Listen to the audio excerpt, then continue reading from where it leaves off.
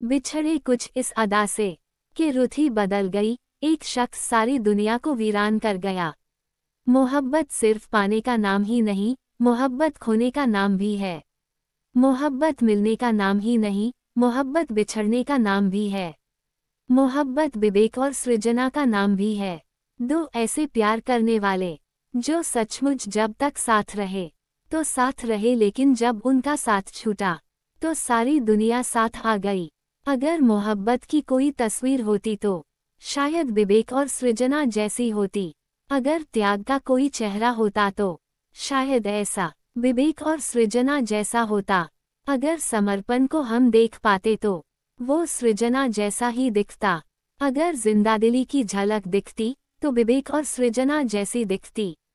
अगर गम का कोई चेहरा होता तो विवेक और सृजना जैसा ही होता। अगर हिज्र का चेहरा होता तो वो भी सृजना की तरह दिखता। अगर तड़प की कोई आवाज होती तो सृजना के जैसी सुनाई देती।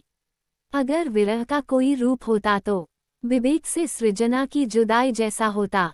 अगर मोहब्बत की तस्वीर होती तो विवेक और सृजना जैसी होती।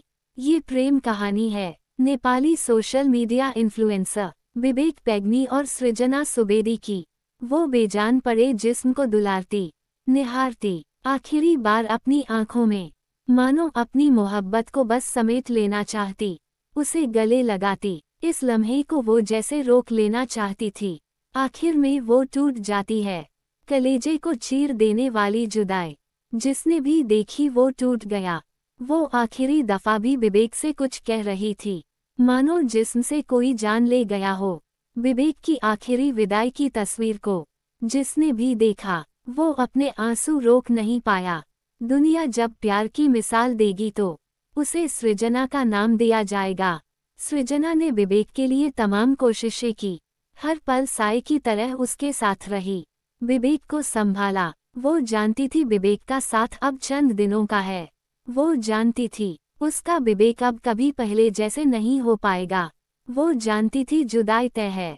वो जानती थी जिन हाथों में वो विवेक के साथ बैठकर मेहंदी लगा रही है, विवेक से बिंदी लगवा रही है, उसके इस श्रृंगार की उम्र भी कुछ महीने की है। वो जानती थी विवेक का ये जन्मदिन आखिरी होगा, लेकिन वहाँ भी सृजना की जिंदादिली दिखी।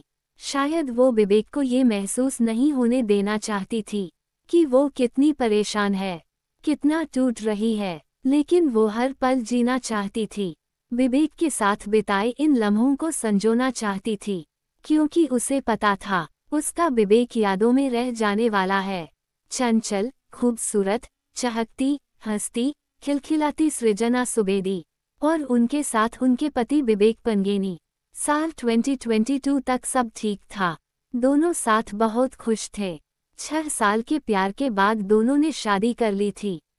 फिर साल 2022 में विवेक PhD की पढ़ाई करने US चला गया।